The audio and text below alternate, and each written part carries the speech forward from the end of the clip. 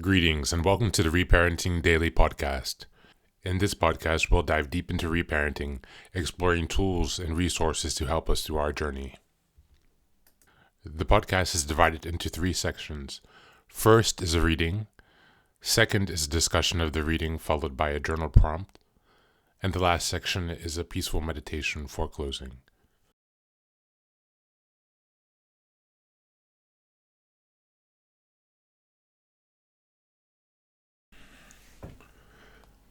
Today's reading is from the Loving Parent Guidebook from ACA's World Service Organization. We're starting on page 157, chapter 15, Tuning into Your Inner Child. The Meditation Prayer. Grant me the courage to truly see my precious inner child. Help me regard my inner child with gentleness, humor, love, and respect. We can learn to see and hear our inner child with compassion, empathy, and love we long for as children.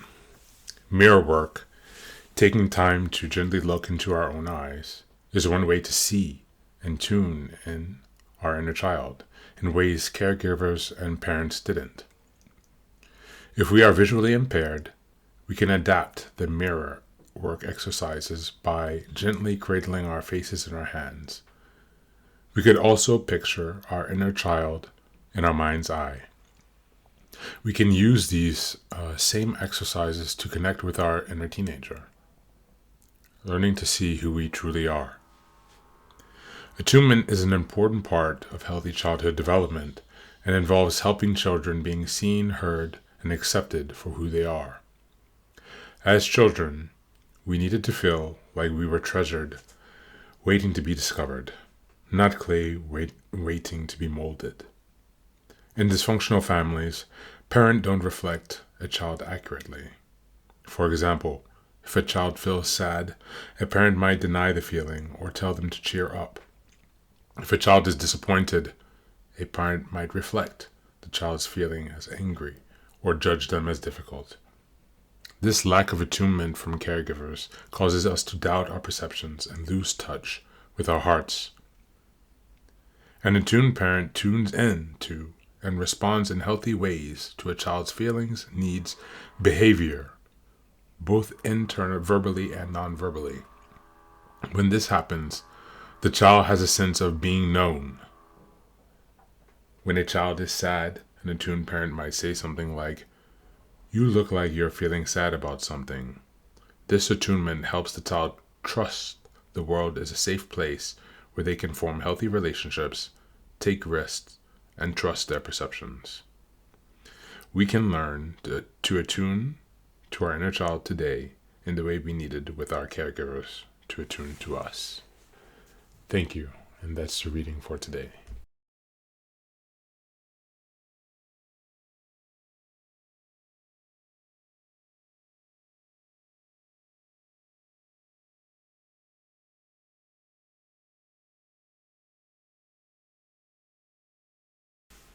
Yes, this is another very sensitive and appropriately timed meeting, or reading, I would say.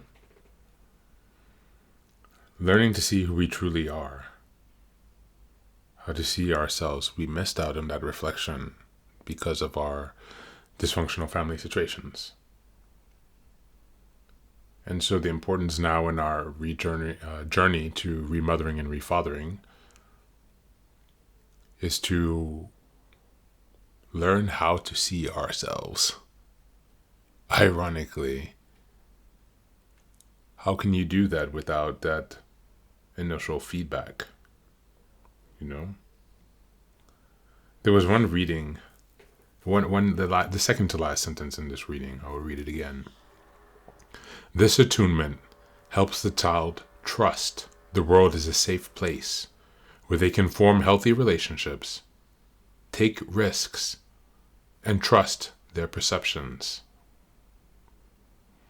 Now, when I read, this attunement helps the child trust the world is a safe place where they can form healthy relationships. That struck me to my core. I'm struggling with this on a daily basis. I'm battling the thoughts that constantly tell me that this is an unsafe world and that there is no one here safe to connect to, and that there are no beneficial connections. This state of fear, this constant hypervigilance, this anxiety that someone is around the corner to steal from me, to humiliate me, to put me down, to attack me, is my reality.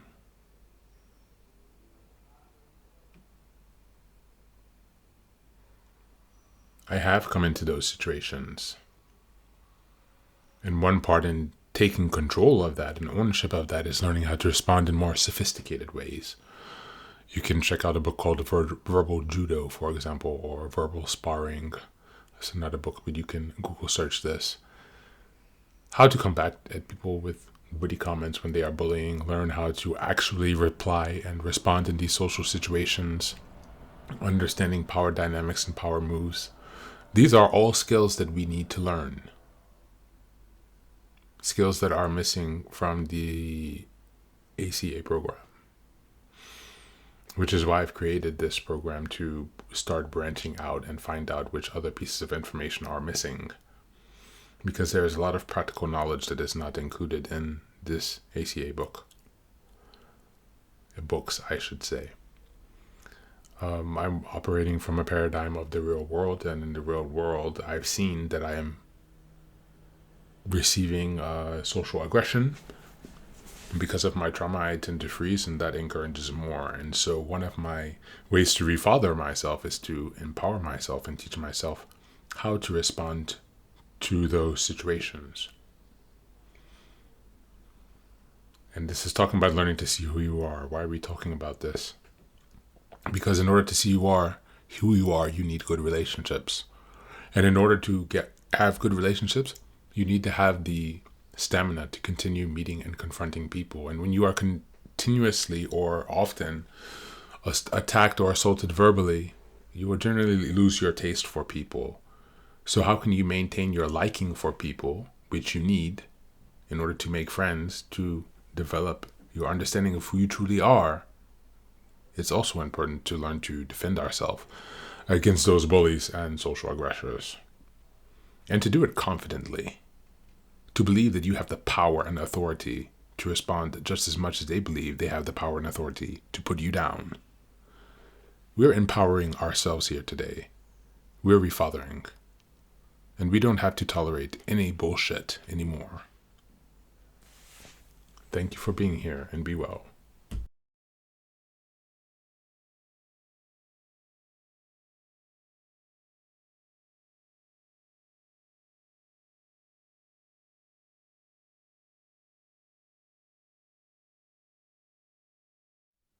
And now, let us move on to the final section, the meditation. This is an unguided meditation. I will simply provide some music and you can take some time to relax. Please feel free to choose a location and a place where you feel safe and where you can be undisturbed for the next 10 minutes.